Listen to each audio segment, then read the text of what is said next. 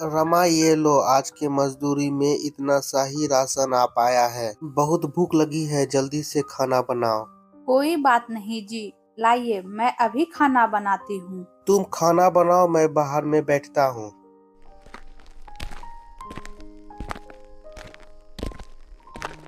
ऐ सुरेश, सेठ जी तुम्हें कल सुबह बुलाया है। ठीक है काका, मैं सुबह पहुँच जाऊंगा। चलिए खाना बन गया है। रमा, कल मुझे सेठ जी ने बुलाया है। जी वह सेठ तो काफी बुरा आदमी है, आपको तो पता ही है। हाँ, मैं जानता हूँ, अगर नहीं गया तो यह घर पे कब्जा कर लेगा, क्योंकि यह घर उसी के पास गिरवी पे रखा हुआ है। ठीक है चले जाना, अभी खा लेते हैं, कल देखा जाएगा। रमा, मैं सेठ जी के घर जाता हूँ। संभल कर जाना, यह सेठ काफी चतुर है, वह अपने जाल में जरूर फंसा लेगा। तुम चिंता मत करो, कुछ नहीं होगा।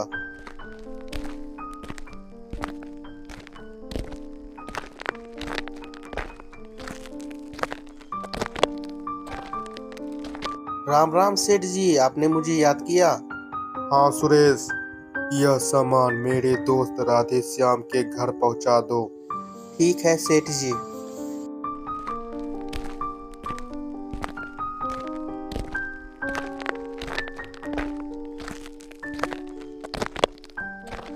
अरे तुम दोनों इधर सुनो, रास्ते में जहाँ सुनसान मिले सुरेश को लूट लेना। चलते चलते काफी थक गया हूँ, थोड़ा पेड़ के नीचे आराम कर लूं। अरे मैंने तो सामान यहीं रखा था, मेरा सामान कहाँ गया? कहीं किसी ने चुरा तो नहीं लिया? अब मैं सेठ को क्या जवाब दूंगा? सेठ जी, सामान तो चोरी हो गया। सुरेश, तुम्हें पता था उसमें क्या था? नहीं सेठ जी। उसमें सोने के हार थे, जरूर तुमने ही चुराया होगा।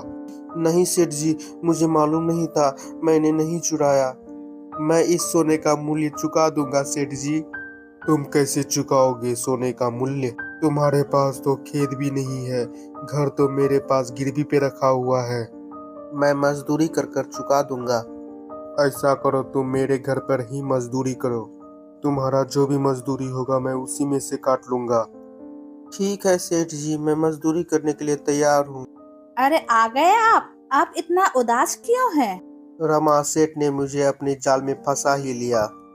मैं कहती थी ना आपको, यह सेठ काफी चतुर है। अब मुझे सेठ के घर पे ही मजदूरी करना पड़ेगा। अब मजदूरी नहीं मिलने वाला, अब भूखे पेट ही सोना पड़ेगा। हे भगवान, ये आपने क्या किया?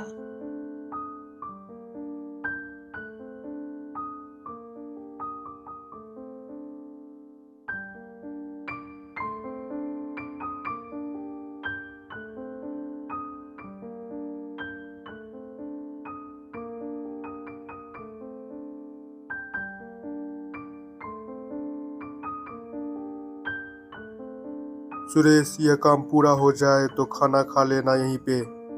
मेरी पत्नी भूखी ही रह जाएगी, मैं इसे घर लेके चले जाता हूँ, दोनों मिलके खा लेंगे यही खाना।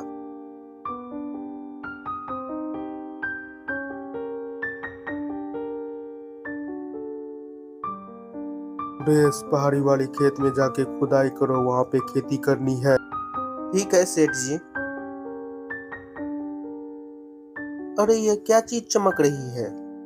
जरा पास जाके तो देखो, यह तो सोने का सिक्का है। हे भगवान, आपका बहुत बहुत धन्यवाद। यह कैसी आवाज है? जरा खोद के देखना होगा। अरे यह तो छोटा सा तांबे का घड़ा है, इसे भी रख लेता हूँ।